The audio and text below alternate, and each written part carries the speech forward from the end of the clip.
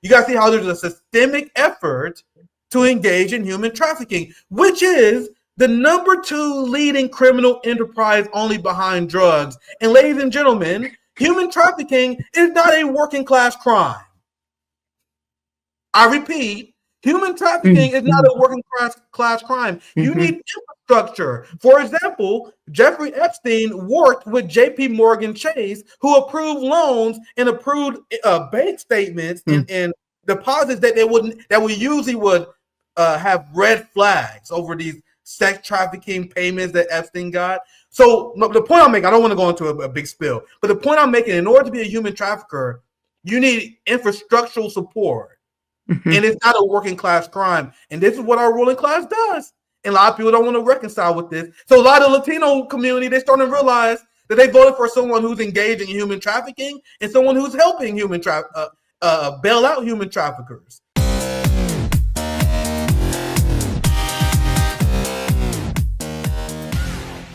You know, when people ask me, you know, what do I think about the latest hero, whoever that might be for the Democratic Party? It's like,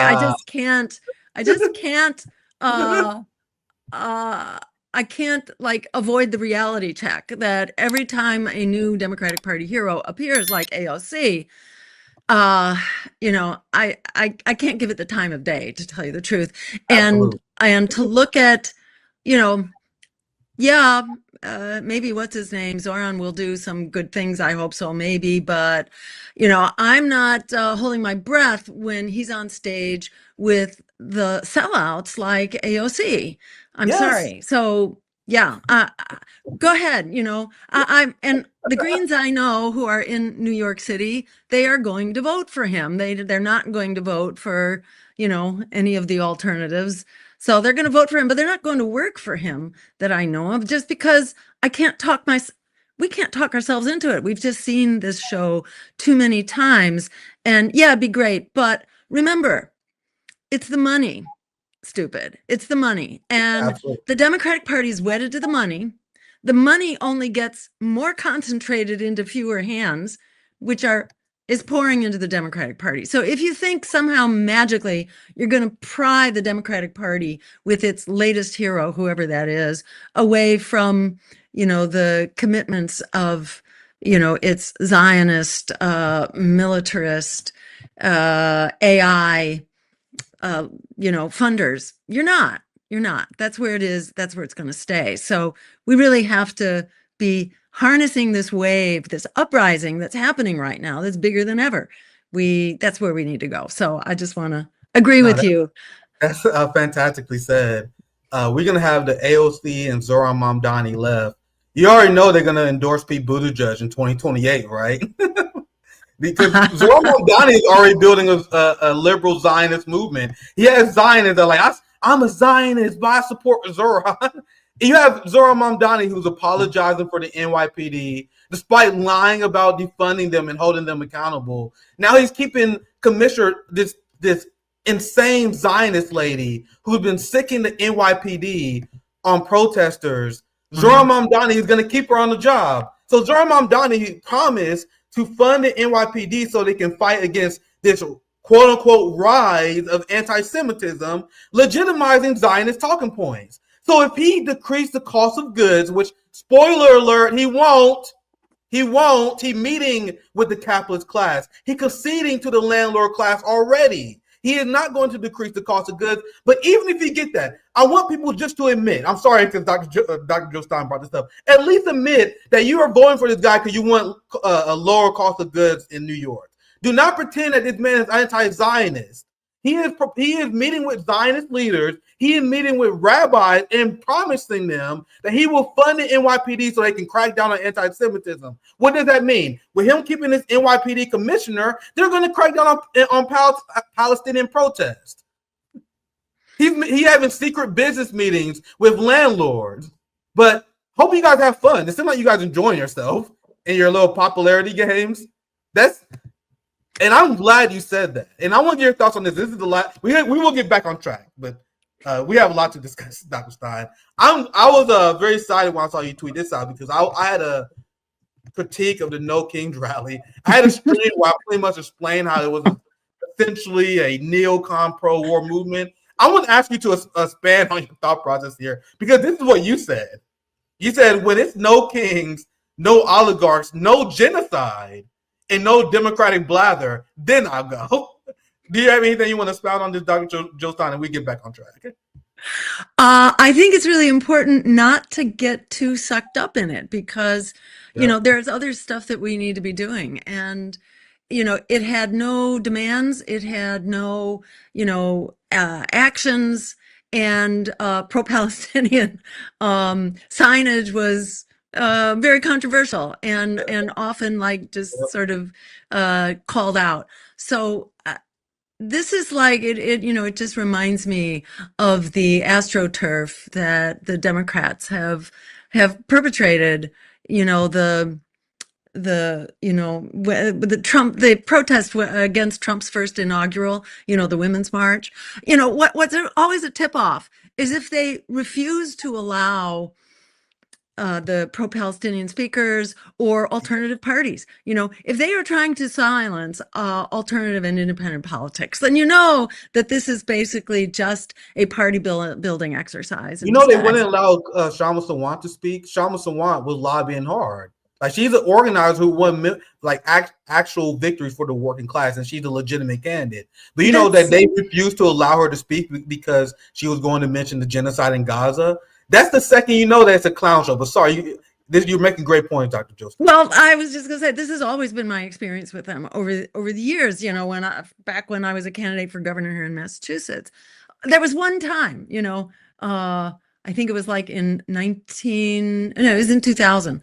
It was in 2000. I was allowed to speak at an anti-war rally. And then after that, never again. It just tells you where they're at, and it's not worth taking them seriously. This is just Democratic Party astroturf. And, it's a badge of honor for Shama that they wouldn't allow her to speak. She's a big threat to them. So, and that's all the more reason to go and support her. Very well said.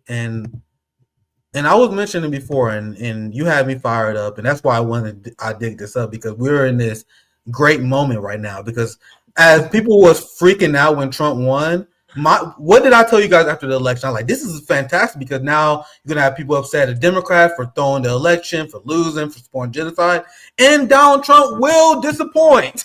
You have Dave Smith, all the people who supported Donald Trump, Joe Rogan, they apologize. And they're like, we're sorry, guys. Great. There's this reckoning that will happen, and it's our job to grab the people on the pendulum. Because look at it, Donald Trump's approval rating has fallen -18 to the lowest it's ever been. And remember, to start with, he was historically low to begin with. Absolutely. He had the lowest ratings of any president ever at 100 days. So he's like at the bottom of the barrel, and now he's even below that. So he's all about bluster and, like cringe bluster at that. So don't, it's like, what were you thinking ever? Anyone, who has a trace of humanity in their heart, who's not completely brain dead, what are you thinking? It's like sort of junior high school level bullying. And, my mom always told me, not to pay any attention to that, and to just kind of have your own compass, and don't be bludgeoned by whoever the strong man happens to be around you. Absolutely. And it really makes you question people's judgment that they went along with this to start with, I must say. Absolutely. I 100% agree. That's why we went so hard. I was calling out to Dave Smith. I was calling these people out aggressively, and I demand way more than just an apology. Like, you guys, there need to be some sort of accountability for, especially for the people doing propaganda for, and say that Donald Trump was a peace candidate. And now there's a lot of people who are regretting their decision to trust in this con man. Like, look at his approval among Hispanic voters, who it plummeted after the election. Remember the surge of Latino voters? Oh, yeah. Like, I supported my own people too. Fuck it. they wanted to win over the support of white America. Like, I want to become MAGA. And now they realize they fucked up. They realize they fucked up real bad. And MAGA is bleeding support right now.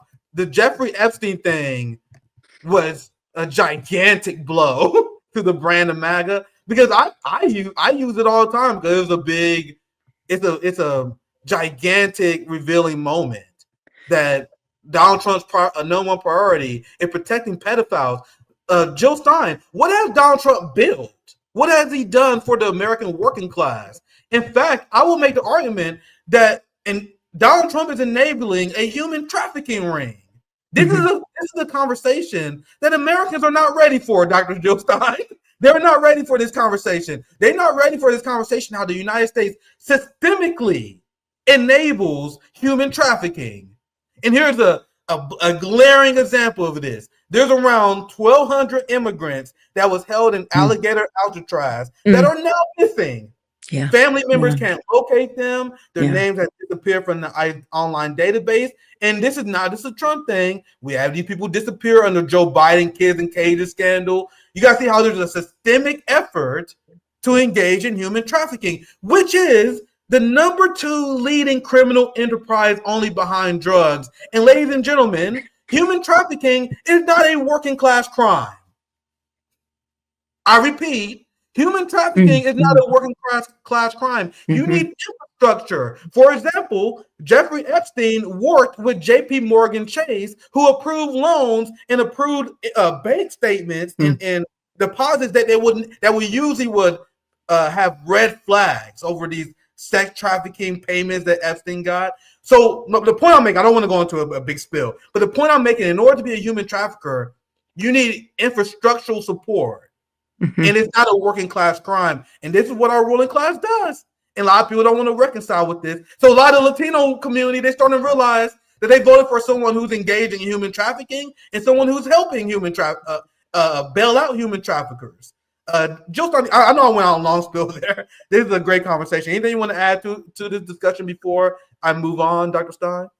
Well, I think you can put it in the same category as drug trafficking, because what's really, what's really the power behind the drug trade, and that has everything to do with U.S. policy and the so-called war on drugs, which basically militarizes, all this violence, and also our whole drug enforcement regime criminalizes the use of drugs instead of treating it as a public health problem. And the minute you do that, you incentivize the drug trade and all the violence surrounding it. So, yeah, I mean, there's a lot of what can you say? There's a lot of responsibility right here for the biggest crises that we face. And I would not be surprised at all to see that there's human trafficking, part and parcel of this. I'd love to see the investigative expose on that as well, because I'm sure there's a lot going on there. Yeah, so and the whole deportation regime right now, and shipping people to these horrible prisons, especially in El Salvador, but elsewhere as well. That's just a setup because people get lost, and it's yeah. So it's crazy. But to your point that the Republican coalition and the MAGA coalition is crashing and burning right now, with Marjorie Taylor Greene, standing up. Yeah. It's a great opportunity for us. It's amazing. Yeah.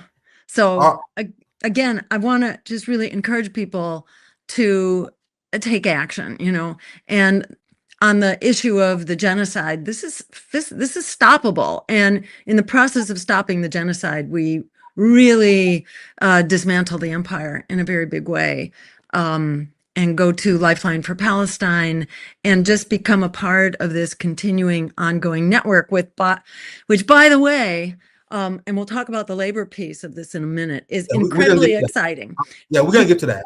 All right. But in addition to that, I want to just mention that there are other major social networks here as well, like La Via Campesina, which is this union of 200 million peasants in Latin America that are very connected to Colombia and the efforts of President Petro. They are political. They are peasants They're farmers and they're fisher people, but they are very political and they're politically active, and there are these whole different worlds in the global South that we don't have here. And these different networks are combining forces right now around this effort to stop the genocide. And it's one of the ways in which Palestinians are saving us, and helping us come together and fight against the empire and its abuses here at home, as well as abuses over there where they live.